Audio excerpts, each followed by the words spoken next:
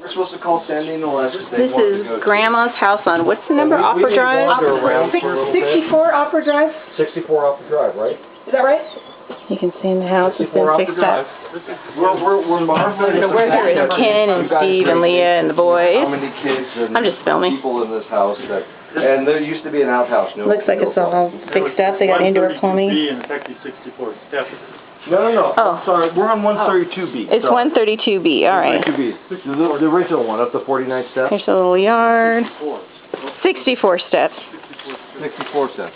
We're going to have 50 different versions of this. Lesh wants to hike. He just goes Yeah. down these stairs a few times. But anyway, well, I know, that's why it's like a hike, guys. We go over there, we And here's the continuing up. So here's the back behind the house. Where are the boys? We don't Oh, know. thank you, Ken.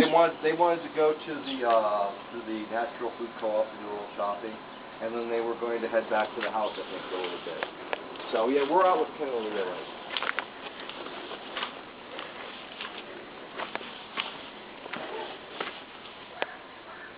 This is their house.